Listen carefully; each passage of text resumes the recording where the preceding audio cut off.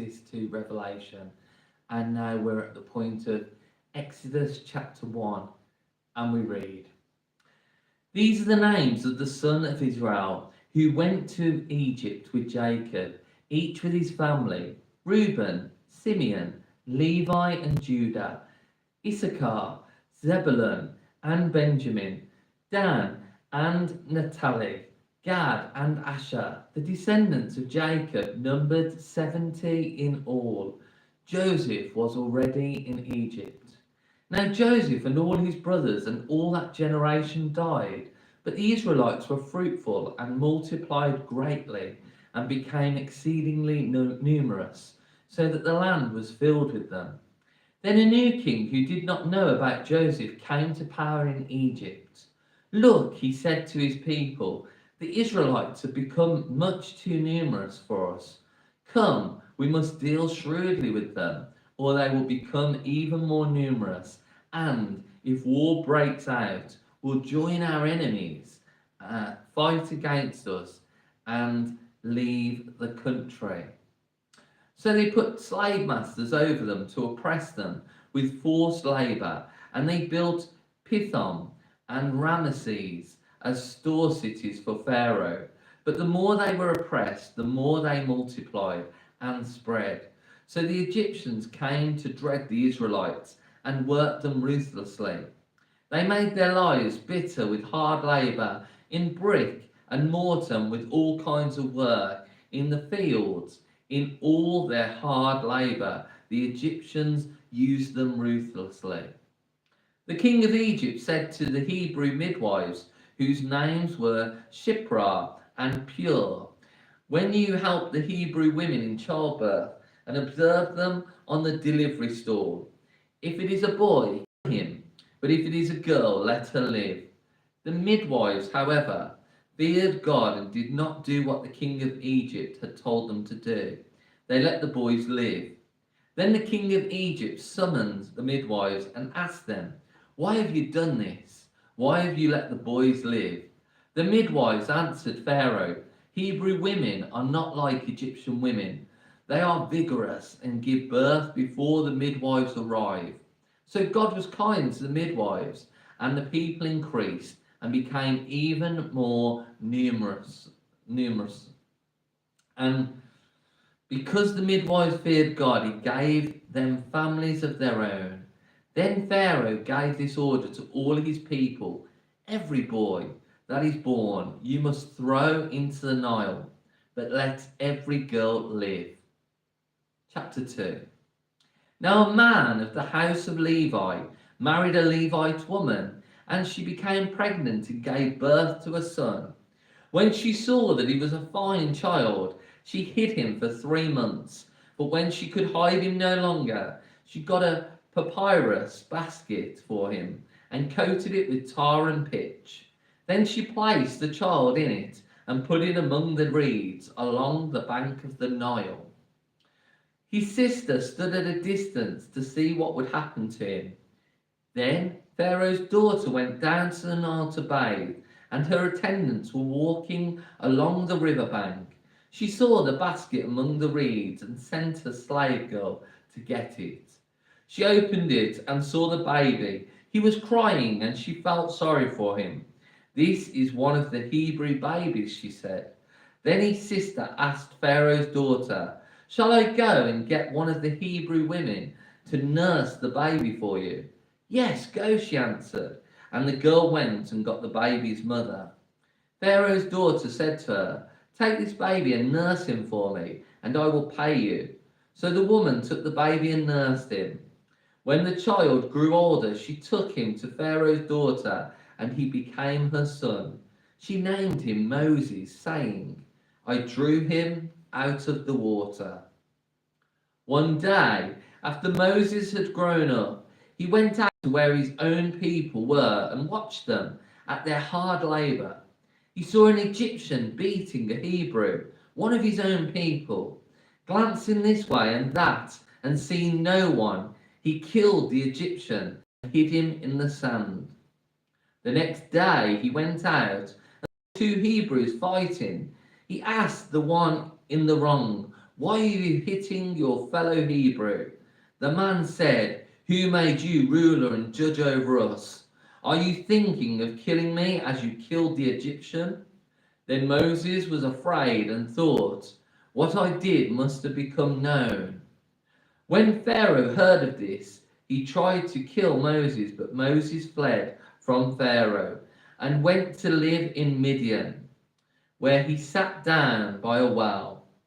Now a priest of Midian had 7 daughters, and they came to draw water and fill the troughs to water their father's flock.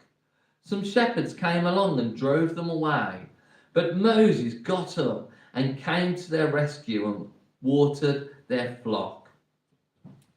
When the girls returned to Reuel, their father, he asked them, "Why have you returned so early today?" They answered, "An Egyptian rescued us from the shepherds. He even drew water for us and watered the flock."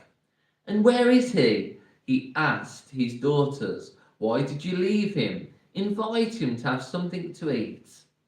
Moses agreed to stay with the man, who gave his daughter Zipporah to Moses in marriage. Zipporah gave birth to a son, and Moses named him Gershom, saying, "I have become an alien in a foreign land." During that long period, the king of Egypt died. The Israelites groaned in their slavery and cried out, and their cry for help because of their slavery went up to God. God heard their groaning, and he remembered his covenant with Abraham, with Isaac, and with Jacob. So God looked on the Israelites and was concerned about them. Chapter 3. And Moses was tending the flock of Jethro, his father-in-law, the priest of Midian, and he led the flock to a far side of the desert and came to Horeb, the mountain of God. There the angel of the Lord appeared to him in flames of fire from within a bush. Moses saw that though the bush was on fire, it did not burn up. So Moses thought, "I will go over and see this strange sight, why the bush does not burn up."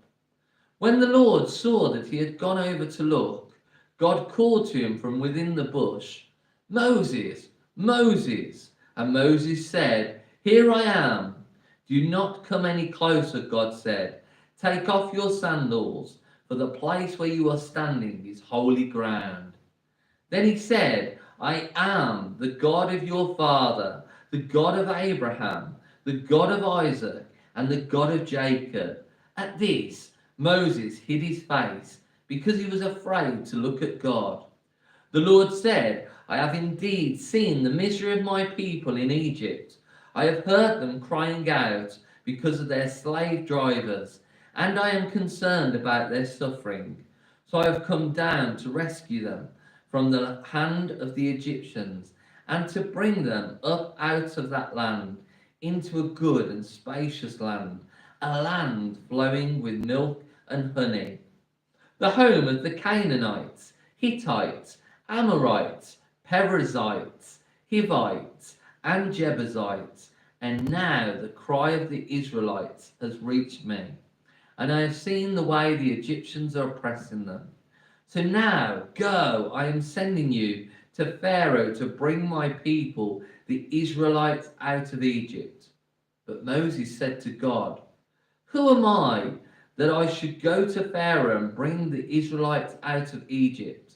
And God said, "I will be with you, and this will be the sign to you that it is I who have sent you. When you have brought the people out of Egypt, you will worship God on this mountain." Moses said to God, "Suppose I go to the Israelites and say to them, 'The God of your fathers has sent me to you,' and they ask me, 'What is his name?' Then what shall I tell them?" God said to Moses, "I am who I am. This is what you are to say to the Israelites. 'I am has sent me to you.'" God also said to Moses, "Say to the Israelites, 'The Lord, the God of your fathers, the God of Abraham, the God of Isaac, and the God of Jacob, has sent me to you. This is my name forever, the name by which I am to be remembered from generation to generation. Go, assemble the elders of Israel and say to them, the Lord, the God of your fathers, the God of Abraham, Isaac, and Jacob, appeared to me and said, I have watched over you and have seen what has been done to you in Egypt, and I have promised to bring you up out of your misery in Egypt into the land of the Canaanites, Hittites, Amorites, Perizzites, Hivites, and Jebusites, a land flowing with milk and honey. The elders of Israel will listen to you. Then you and the elders are to go to the king of Egypt and say to him, the Lord, the God of the Hebrews, has met with us. Let us take a 3-day journey into the desert to offer sacrifices to the Lord our God. But I know that the king of Egypt will not let you go unless a mighty hand compels him. So I will stretch out my hand and strike the Egyptians with all the wonders that I will perform among them. After that, he will let you go. And I will make the Egyptians favourably disposed toward this people, so that when you leave, you will not go empty-handed. Every woman is to ask her neighbour, and any woman living in her house, for articles of silver and gold, and for clothing, which you will put on your sons and daughters, and so you will plunder the Egyptians.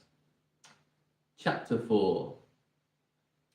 Moses answered, what if they do not believe me or listen to me and say, the Lord did not appear to you? Then the Lord said to him, what is that in your hand? A staff, he replied. The Lord said, throw it on the ground. Moses threw it on the ground, and it became a snake, and he ran from it. Then the Lord said to him, reach out your hand and take it by the tail.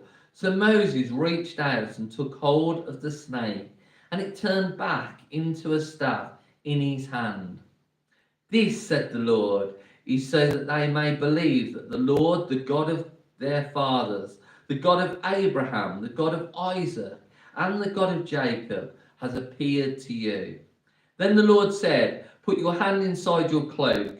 So Moses put his hand inside his cloak, and when he took it out, it was leprous, like snow.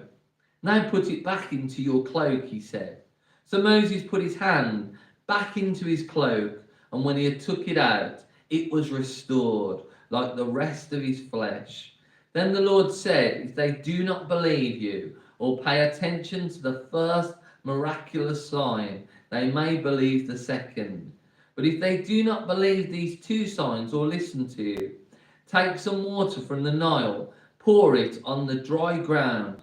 The water you take from the river will become blood on the ground. Moses said to the Lord, O Lord, I have never been eloquent, neither in the past nor since you have spoken to your servant. I am slow of speech and tongue. The Lord said to him, who gave man his mouth? Who makes him deaf or mute? Who gives him sight or makes him blind? Is it not I, the Lord? Now go, I will help you speak and will teach you what to say. But Moses said, O Lord, please send someone else to do it.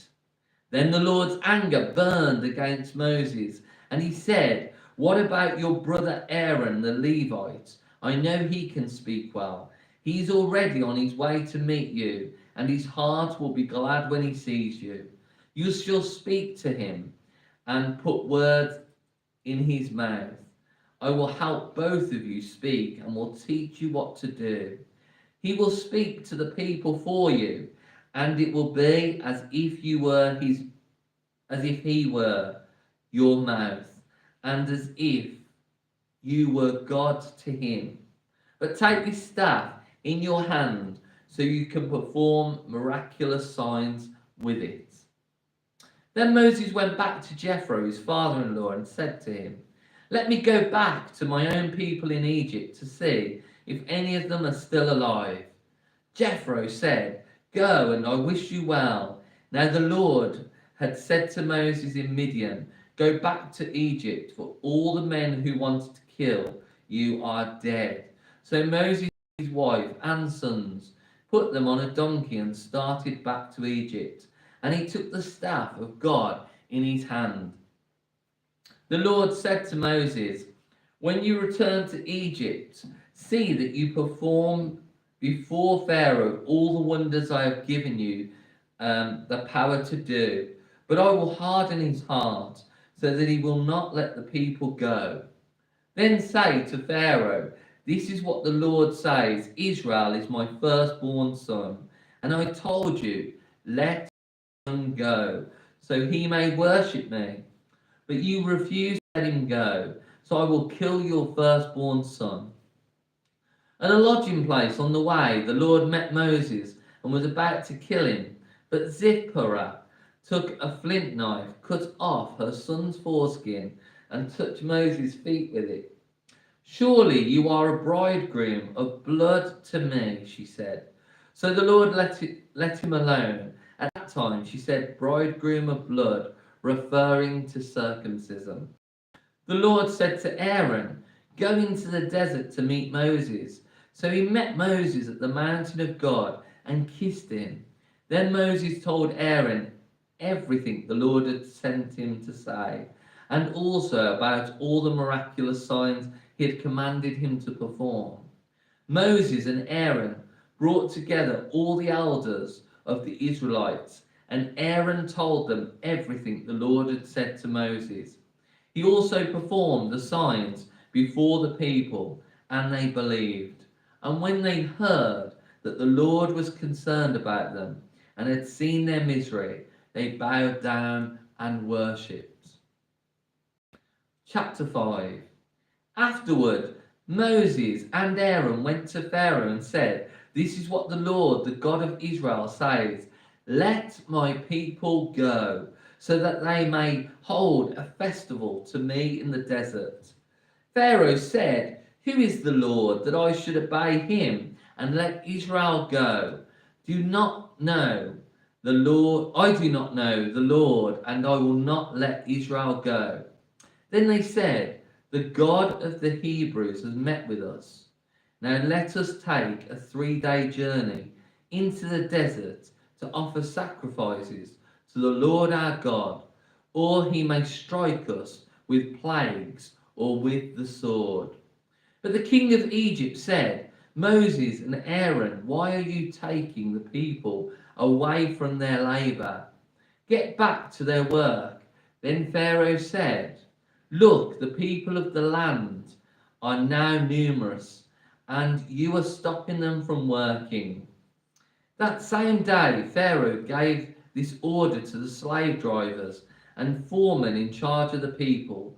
You are no longer to supply the people with straw for making bricks. Let them go and gather their own straw, but require them to make the same number of bricks as before. Don't reduce the quota. They are lazy. That is why they are crying out, let us go and sacrifice to our God. Make the work harder for the men so that they keep working and pay no attention to lies. Then the slave drivers and the foremen went out and said to the people, this is what Pharaoh says, I will not give you any more straw. Go and get your own straw wherever you can find it, but your work will not be reduced at all. So the people scattered all over Egypt to gather stubble to use for straw. The slave drivers kept pressing them, saying, complete the work required of you for each day, just as when you had straw. The Israelite foremen, appointed by Pharaoh's slave drivers, were beaten and were asked, why didn't you meet your quota of bricks yesterday or today as before? Then the Israelite foreman went and appealed to Pharaoh. Why have you treated your servants this way? Your servants are given no straw, yet we are told, make bricks. Your servants are being beaten, but the fault is with your own people. Pharaoh said, lazy, That's what you are, lazy. That is why you keep saying, let us go and sacrifice to the Lord. Now get to work. You will not be given any straw, yet you must produce your full quota of bricks. The Israelite foremen realized they were in trouble when they were told, you are not to reduce the number of bricks required of you for each day. When they left Pharaoh, they found Moses and Aaron waiting to meet them. And they said, may the Lord look upon you and judge you. You have made us a stench to Pharaoh and his officials, and have put a sword in their hand to kill us. Moses returned to the Lord and said, O Lord, why have you brought trouble upon this people? Is this why you sent me? Ever since I went to Pharaoh to speak in your name, he has brought trouble upon this people, and you have not rescued your people at all. Chapter 6.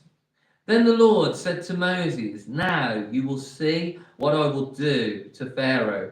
Because of my mighty hand, he will let them go. Because of my mighty hand, he will drive them out of his country. God also said to Moses, I am the Lord. I appeared to Abraham, to Isaac, and to Jacob as God Almighty. But by my name, the Lord, I did not make myself known to them. I also established my covenant with them to give them the land of Canaan, where they lived as aliens. Moreover, I've heard the groaning of the Israelites, whom the Egyptians are enslaving, and I have remembered my covenant.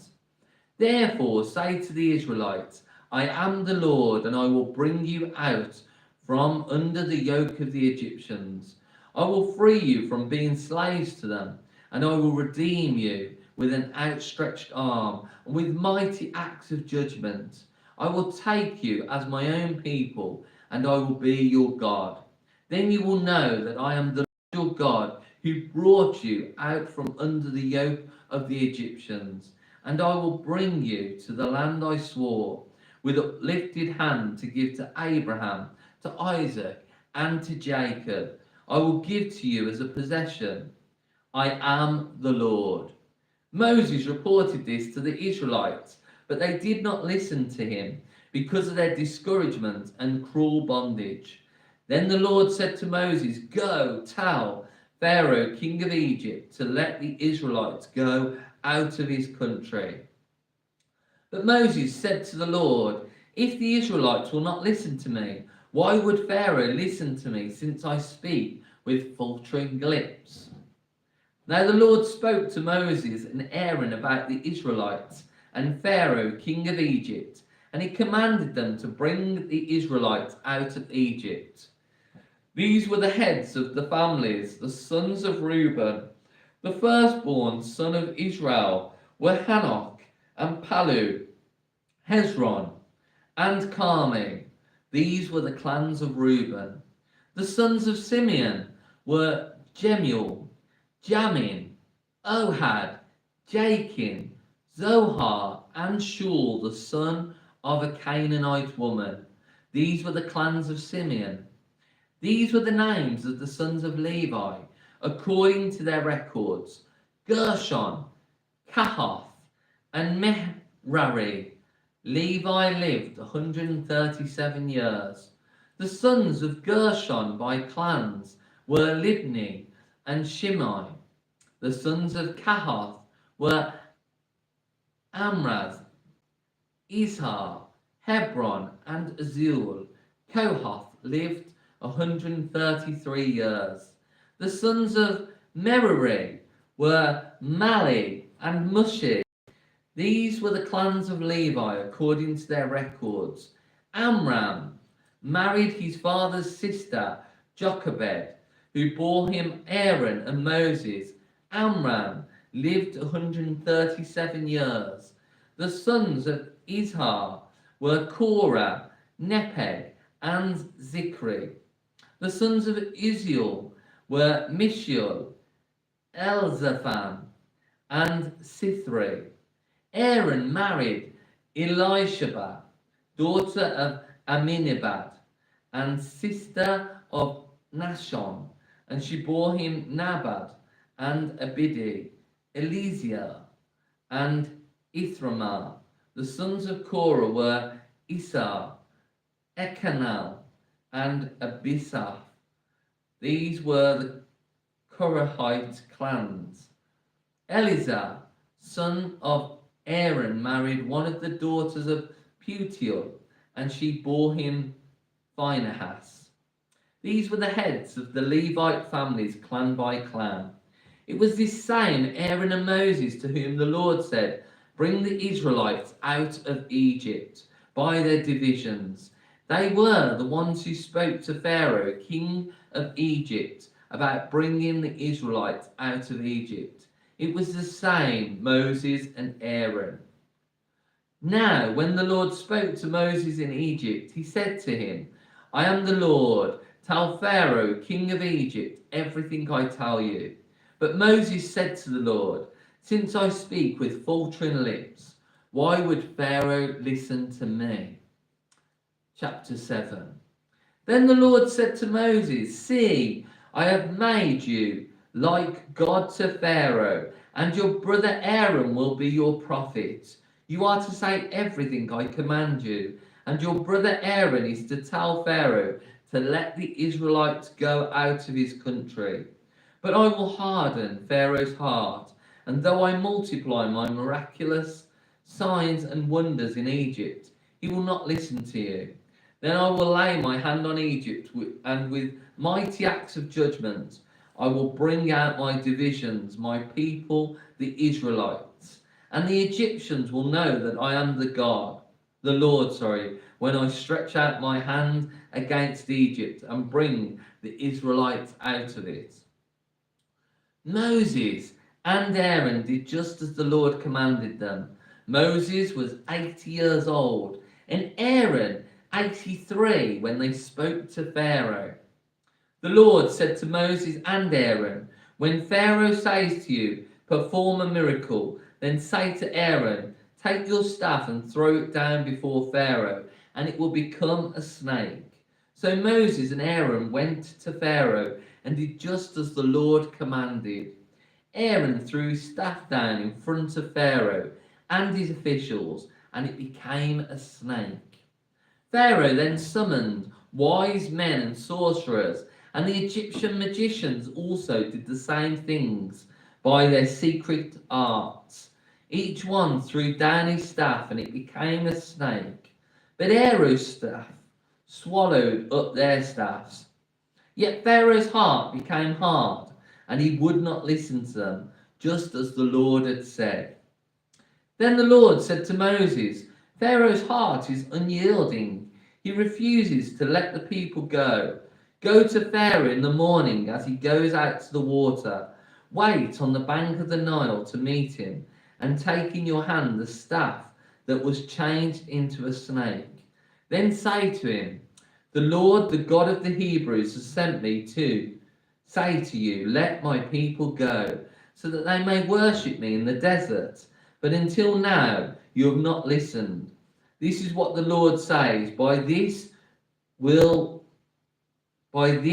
you will know that I am the Lord. With the staff that is in my hand, I will strike the water of the Nile, and it will be changed into blood. The fish in the Nile will die, and the river will stink. The Egyptians will not be able to drink its water." The Lord said to Moses, "Tell Aaron, take your staff and stretch out your hand over the waters of Egypt, over the streams and canals, over the ponds and all the reservoirs, and they will turn to blood. Blood will be everywhere in Egypt, even in the wooden buckets and stone jars." Moses and Aaron did just as the Lord had commanded. He raised his staff in the presence of Pharaoh and his officials and struck the water of the Nile, and all the water was changed into blood. The fish in the Nile died, and the river smelled so bad that the Egyptians could not drink its water. Blood was everywhere in Egypt, but the Egyptian magicians did the same things by their secret arts. And Pharaoh's heart became hard. He would not listen to Moses and Aaron, just as the Lord had said. Instead, he turned and went into his palace and did not take even this to heart. And all the Egyptians dug along the Nile to get drinking water because they could not drink the water of the river. Chapter 8. 7 days passed after the Lord struck the Nile. Then the Lord said to Moses, "Go to Pharaoh and say to him, 'This is what the Lord says, let my people go, so that they may worship me. If you refuse to let them go, I will plague your whole country with frogs.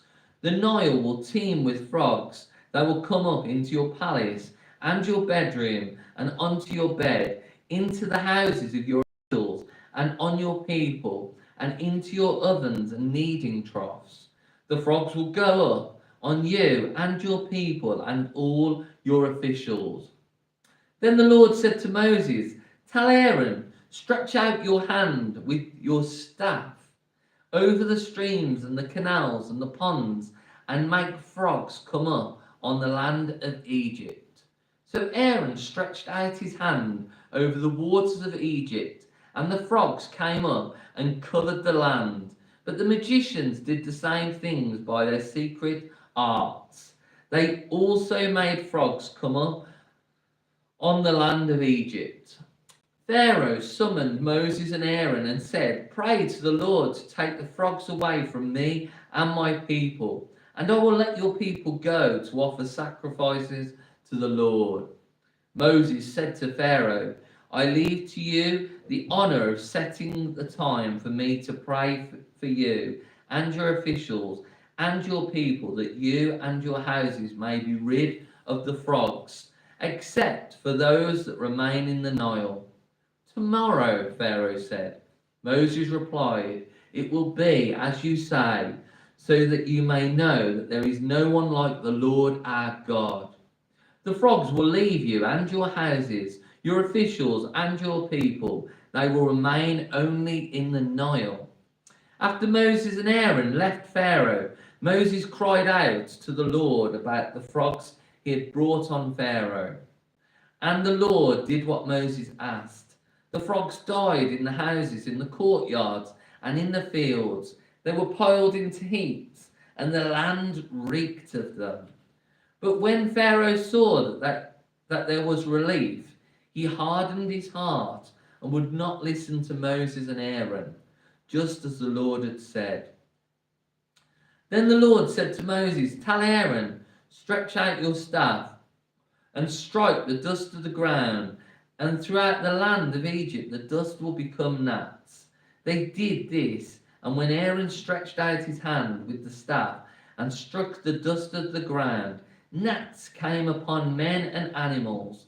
All the dust throughout the land of Egypt became gnats. But when the magicians tried to produce gnats by their secret art, they could not, and the gnats were on men and animals. The magician said to Pharaoh, "This is the finger of God." But Pharaoh's heart was hard, and he would not listen, just as the Lord had said. Then the Lord said to Moses, "Get up early in the morning and confront Pharaoh as he goes to the water, and say to him, 'This is what the Lord says, let my people go, so that they may worship me. If you do not let my people go, I will send swarms of flies on you and your officials, on your people and into your houses. The houses of the Egyptians will be full of flies, and even the ground where they are. But on that day I will deal differently with the land of Goshen, where my people live. No swarms of flies will be there, so that you will know that I am the Lord, am in this land. I will make a distinction between my people and your people. This miraculous sign will occur tomorrow." And the Lord did this. Dense swarms of flies poured into Pharaoh's palace and into the houses of his officials, and throughout Egypt the land was ruined by the flies. Then Pharaoh summoned Moses and Aaron and said, Go, sacrifice to your God here in the land. But Moses said that would not be right. The sacrifices we offer the Lord our God would be detestable to the Egyptians.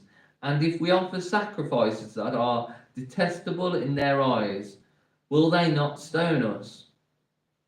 We must take a 3-day journey into the desert to offer sacrifices to the Lord our God as he commands us. Pharaoh said, I will let you go to offer sacrifice to the Lord your God in the desert, but you must not go very far. Now pray for me. Moses answered, as soon as I leave you, I will pray to the Lord, and tomorrow the flies will leave Pharaoh and his officials and his people. Only be sure that Pharaoh does not act deceitfully again by not letting the people go to offer sacrifices to the Lord. Then Moses left Pharaoh and prayed to the Lord, and the Lord did what Moses asked. The flies left Pharaoh and his officials and his people. Not a fly remained, but this time also Pharaoh hardened his heart and would not let the people go. Chapter 9. Then the Lord said to Moses, Go to Pharaoh and say to him, This is what the Lord, the God of the Hebrews, says. Let my people go, so that they may worship me. If you refuse to let them go and continue to hold them back, the hand of the Lord will bring a terrible plague on your livestock in the field, on your horses and donkeys and camels, and on your cattle and sheep and goats. But the Lord will make a distinction between the livestock of Israel and that of Egypt, so that no animal belonging to the Israelites will die. The Lord set a time and said, Tomorrow the Lord will do this in the land. And the next day the Lord did it. All the livestock of the Egyptians died. But not one animal belonging to the Israelites died. Pharaoh sent men to investigate and found that not even one of the animals of the Israelites had died. Yet his heart was unyielding, and he would not let the people go. Then the Lord said to Moses and Aaron, Take handfuls of soot from a furnace, and have Moses toss it into the air in the presence of Pharaoh. It will become fine dust over the whole land of Egypt, and festering boils will break out on men and animals throughout the land. So they took the soot from a furnace and stood before Pharaoh. Moses tossed it into the air, and festering boils broke out on men and animals. The magicians could not stand before Moses because of the boils that were on them and on all the Egyptians. But the Lord hardened Pharaoh's heart, and he would not listen to Moses and Aaron, just as the Lord had said to Moses. Then the Lord said to Moses, Get up early in the morning.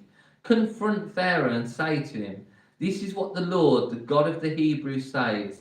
Let my people go, so that they may worship me. Or this time I will send the full force of my plagues against you and against your officials and your people, so you may know that there is no one like me in all the earth. For by now I could have stretched out my hand and struck you and your people with a plague that would have wiped you out off the earth.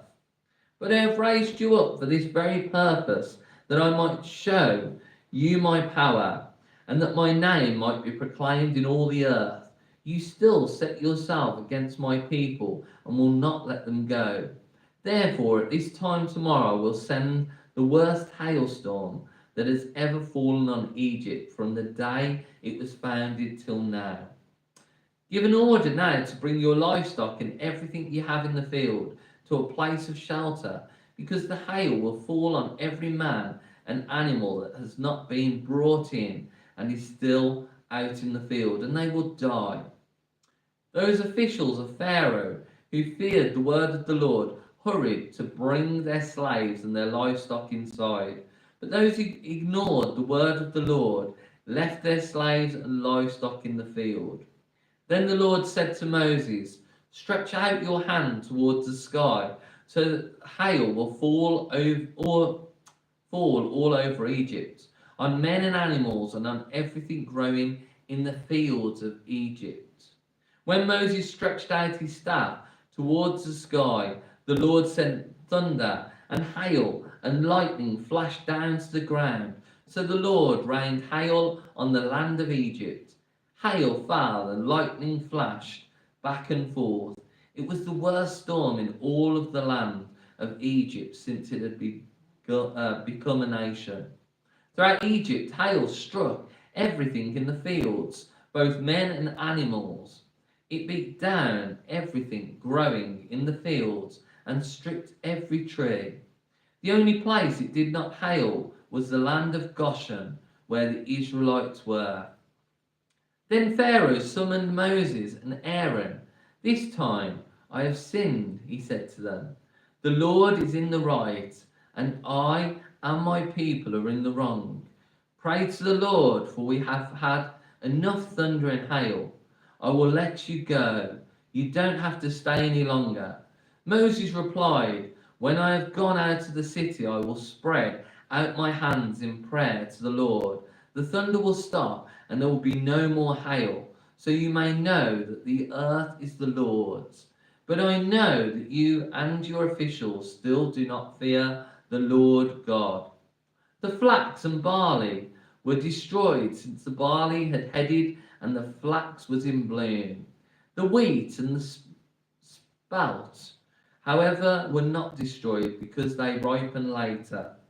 Then Moses left Pharaoh and went out of the city. He spread out his hands toward the Lord. The thunder and hail stopped, and the rain no longer poured down on the land. When Pharaoh saw that the rain and hail and thunder had stopped, he sinned again. He and his officials hardened their hearts. So Pharaoh's heart was hard, and he would not let the Israelites go, just as the Lord had said through Moses. Chapter 10.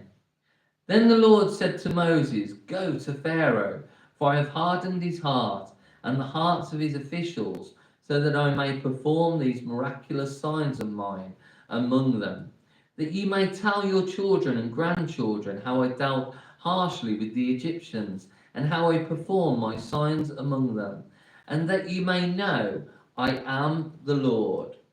So Moses and Aaron went to Pharaoh and said to him, this is what the Lord, the God of the Hebrews, says. How long will you refuse to humble yourself before me? Let my people go, so that they may worship me. If you refuse to let them go, I will bring locusts into your country tomorrow. They will cover the face of the ground so that it cannot be seen. They will devour what little you have left. After the hail, including every tree that is growing in your field. They will fill your houses and those of all your officials and all the Egyptians, something neither your fathers nor your forefathers have seen from the day they settled in this land till now. Then Moses turned and Pharaoh left.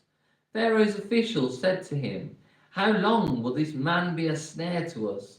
Let the people go so that they may worship the Lord their God. Do you not yet realize that Egypt is ruined? Then Moses and Aaron were brought back to Pharaoh. Go, worship the Lord your God, he said, but just who will be going? Moses answered, we will go with our young and old, with our sons and daughters, and with our flocks and herds, because we are to celebrate a festival to the Lord. Pharaoh said, the Lord be with you, if I let you go, along with your women and children. Clearly you are bent on evil. No, only the men go and worship the Lord, since that's what you have been asking for. Then Moses and Aaron were driven out of Pharaoh's presence. And the Lord said to Moses, stretch out your hand over Egypt so that locusts will swarm over the land and devour everything growing in the fields, everything left by the hail. So Moses stretched out his staff over Egypt, and the Lord made an east wind blow across the land all that day and all that night.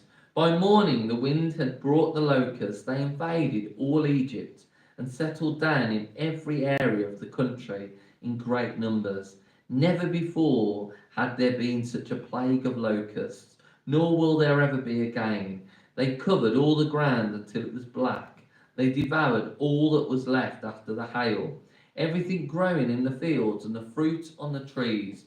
Nothing green remained on tree or plant in all the land of Egypt. Pharaoh quickly summoned Moses and Aaron and said, I have sinned against the Lord your God and against you. Now forgive my sin once more and pray to the Lord your God to take this deadly plague away from me.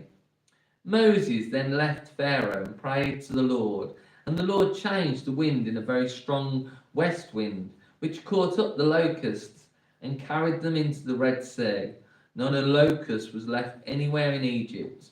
But the Lord hardened Pharaoh's heart, and he would not let the Israelites go.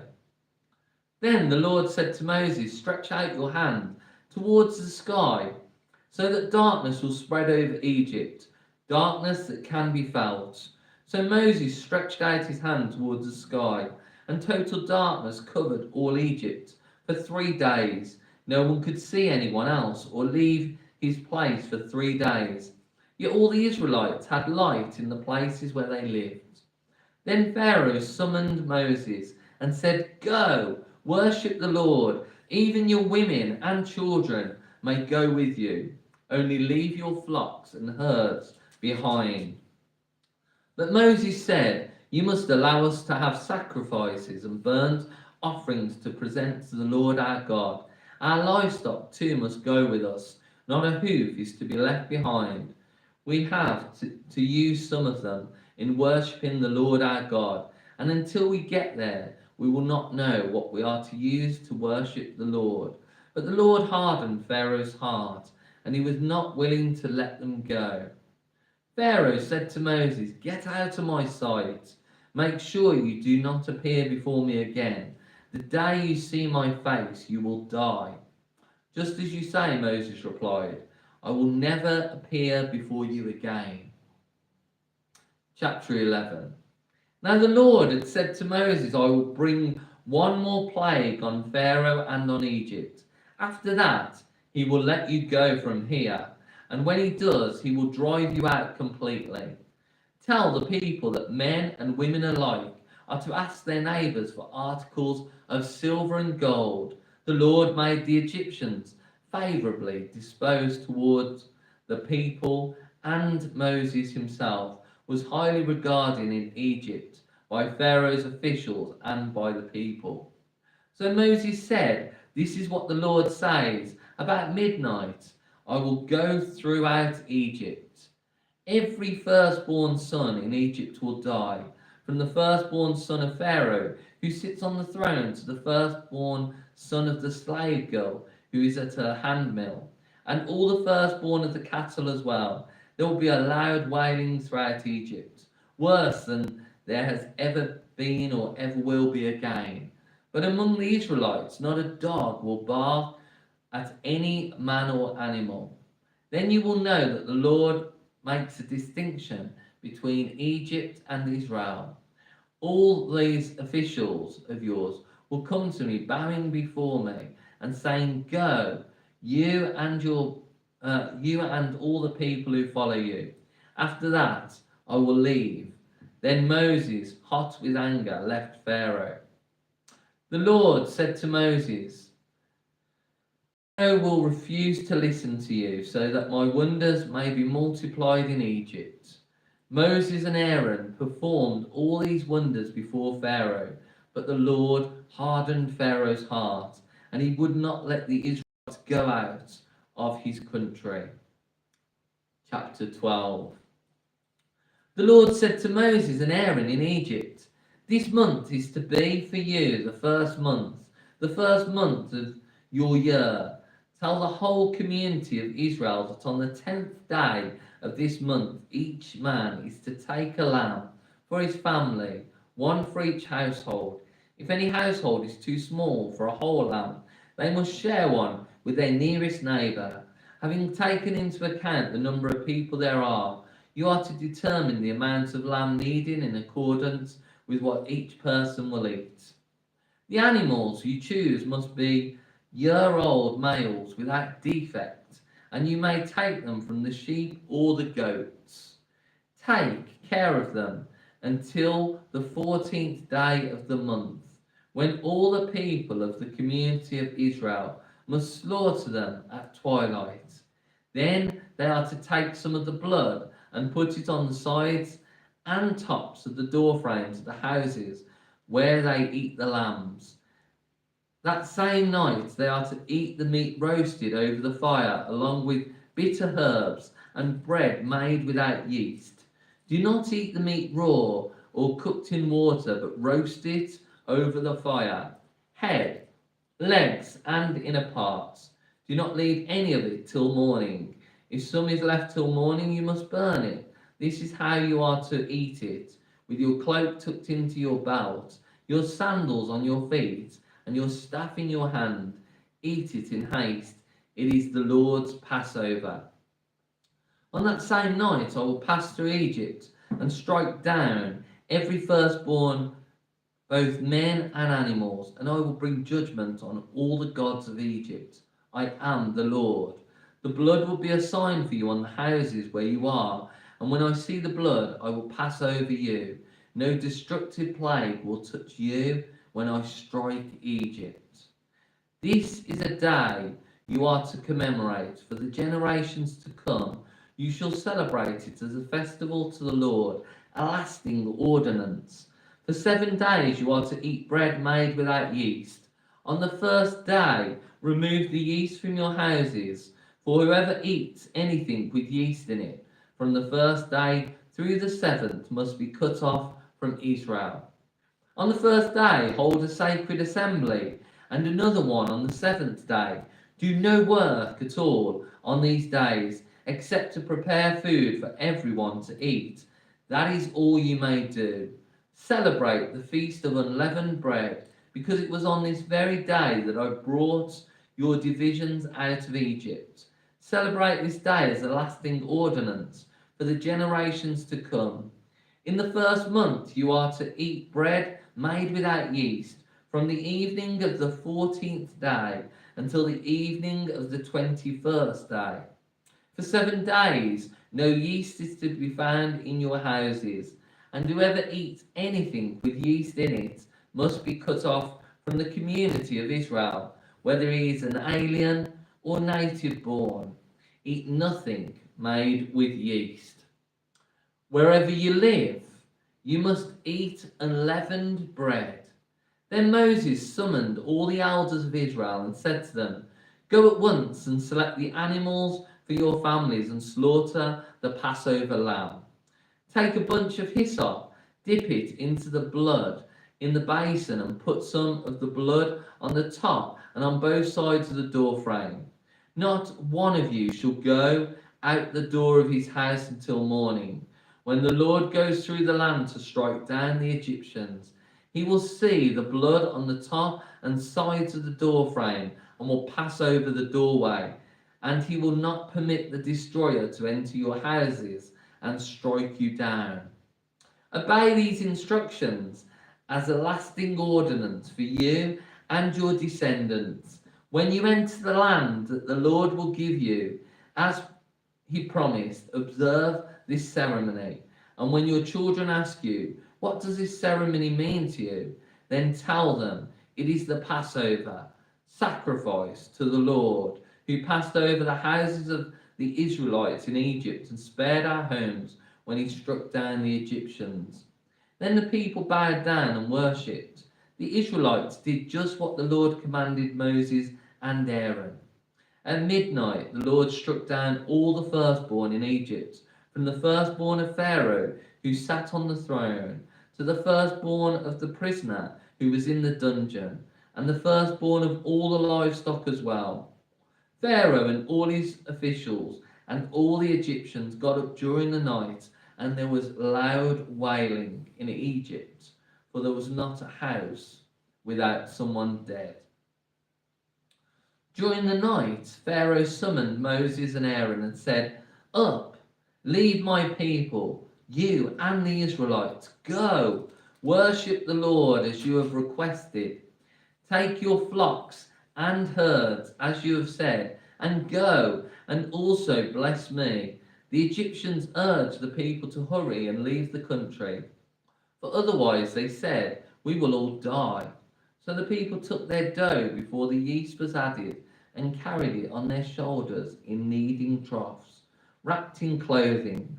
The Israelites did as Moses instructed and asked the Egyptians for articles of silver and gold and for clothing. The Lord had made the Egyptians favourably disposed towards the people, and they gave them what they asked for. So they plundered the Egyptians. The Israelites journeyed from Ramesses to Succoth. There was about 600,000 men on foot, besides women and children. Many other people went up with them, as well as large droves of livestock, both flocks and herds. With the dough they had brought from Egypt, they baked cakes of unleavened bread. The dough was without yeast because they had been driven out of Egypt and did not have time to prepare food for themselves. Now the length of time the Israelite people lived in Egypt was 430 years. At the end of the 430 years, to the very day, all the Lord's divisions left Egypt, because the Lord kept vigil that night to bring them out of Egypt. On this night, all the Israelites are to keep vigil to honour the Lord for the generations to come. The Lord said to Moses and Aaron, "These are the regulations for the Passover. No foreigner is to eat of it. Any slave you have brought may eat of it after you have circumcised him. But a tenant and a hired worker may not eat of it. It must be eaten inside one house. Take none of the meat outside the house. Do not break any of the bones. The whole community of Israel must celebrate it. An alien living among you who wants to celebrate the Lord's Passover must have all the males in his household circumcised. Then he may take part like one born in the land. No uncircumcised male may eat of it. The same law applies to the native born and to the alien living among you." All the Israelites did just what the Lord had commanded Moses and Aaron, and on that very day the Lord brought the Israelites out of Egypt by their divisions. Chapter 13. The Lord said to Moses, "Consecrate to me every firstborn male. The first offspring of every womb among the Israelites belongs to me, whether man or animal." Then Moses said to the people, "Commemorate this day, the day you came out of Egypt, out of the land of slavery, because the Lord brought you out of it with a mighty hand. Eat nothing containing yeast. Today, in the month of Abib, you are leaving, when the Lord brings you into the land of the Canaanites, Hittites, Amorites, Hivites, and Jebusites, the land he swore to your forefathers to give you, a land flowing with milk and honey. You are to observe this ceremony in this month. For 7 days, eat bread made without yeast, and on the 7th day, hold a festival to the Lord. Eat unleavened bread during those 7 days. Nothing with yeast in it is to be seen among you, nor shall any yeast be seen anywhere within your borders. On that day, tell your son, I do this because of what the Lord did for me when I came out of Egypt. This observance will be for you like a sign on your hand and a reminder on your forehead that the law of the Lord is to be on your lips. For the Lord brought you out of Egypt with his mighty hand. You must keep this ordinance at the appointed time, year after year. After the Lord brings you into the land of the Canaanites and gives it to you, as he promised an oath to you and your forefathers. You are to give over to the Lord the first offspring of every womb. All the firstborn males of your livestock belong to the Lord. Redeem with a lamb every firstborn donkey. But if you do not redeem it, break its neck. Redeem every firstborn among your sons. In days to come, when your son asks you, "What does this mean?" say to him, "With a mighty hand the Lord brought us out of Egypt, out of the land of slavery. When Pharaoh stubbornly refused to let us go, the Lord killed every firstborn in Egypt, both man and animal. This is why I sacrifice to the Lord the first male offspring of every womb, and redeem each of my firstborn sons. And it will be like a sign on your hand and a symbol on your forehead that the Lord brought us out of Egypt with his mighty hand." When Pharaoh let the people go, God did not lead them on the road through the Philistine country, though that was shorter. For God said, if they face war, they might change their minds and return to Egypt. So God led the people around by the desert road towards the Red Sea. The Israelites went up out of Egypt armed for battle. Moses took the bones of Joseph with him, because Joseph had made the sons of Israel swear an oath. He had said, "God will surely come to your aid, and then you must carry my bones up with you from this place." After leaving Succoth, they camped at Etham on the edge of the desert. By the day the Lord went ahead of them in a pillar of cloud to guide them on their way, and by night in a pillar of fire to give them light, so that they could travel by day or night. Neither the pillar or cloud by day, nor the pillar of fire by night left its place in front of the people. Chapter 14. Then the Lord said to Moses, "Tell the Israelites to turn back and encamp near Pi Hathiroth, between Migdol and the sea. They are to encamp by the sea, directly opposite Baal Zephon. Pharaoh will think the Israelites are wandering around the land in confusion, hemmed in by the desert, and I will harden Pharaoh's heart, and he will pursue them. But I will gain glory for myself through Pharaoh and all his army. And the Egyptians will know that I am the Lord." So the Israelites did this. When the king of Egypt was told that the people had fled, Pharaoh and his officials changed their minds about them and said, "What have we done? We've let the Israelites go and have lost their services."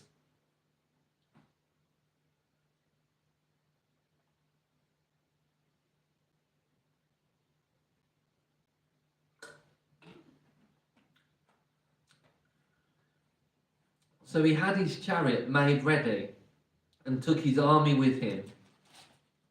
He took 600 of his best chariots along with all the other chariots of Egypt, with officers over all of them.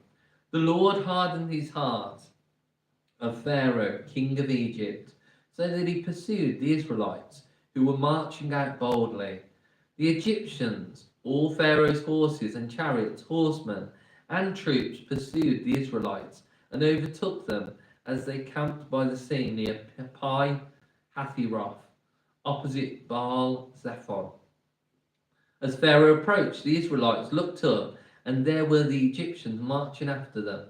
They were terrified and cried out to the Lord. They said to Moses, "Was it because there were no graves in Egypt that you brought us to the desert to die? What have you done to us by bringing us out of Egypt? Didn't we say to you in Egypt, 'Leave us alone, let us serve the Egyptians'? It would have been better for us to serve the Egyptians than to die in the desert." Moses answered the people, "Do not be afraid, stand firm and you will see the deliverance the Lord will bring you today. The Egyptians you see today you will never see again. The Lord will fight for you. You need only to be still." Then the Lord said to Moses, "Why are you crying out to me? Tell the Israelites to move on. Raise your staff and stretch out your hand over the sea to divide the water so that the Israelites can go through the sea on dry ground. I will harden the hearts of the Egyptians so that they will go in after them. And I will gain glory through Pharaoh and all his army, through his chariots and his horsemen. The Egyptians will know that I am the Lord when I gain glory through Pharaoh, his chariots and his horsemen." Then the angel of God, who had been travelling in front of Israel's army, withdrew and went behind them. The pillar of cloud also moved from in front and stood behind them, coming between the armies of Egypt and Israel. Throughout the night the cloud brought darkness to the one side and light to the other side, so neither went near the other all night long. Then Moses stretched out his hand over the sea, and all that night the Lord drove the sea back with a strong east wind, and turned it into dry land. The waters were divided, and the Israelites went through the sea on dry ground, with a wall of water on their right and on their left. The Egyptians pursued them, and all Pharaoh's horses and chariots and horsemen followed them into the sea. During the last watch of the night, the Lord looked down from the pillar of the pillar of fire and cloud, at the Egyptian army and threw it into confusion. He made the wheels of their chariots come off, so that they had difficulty driving. And the Egyptians said, "Let's get away from the Israelites. The Lord is fighting for them against Egypt." Then the Lord said to Moses, "Stretch out your hand over the sea so that the water may flow back over the Egyptians and their chariots and the horsemen." Moses stretched out his hand over the sea, and at daybreak the sea went back to its place.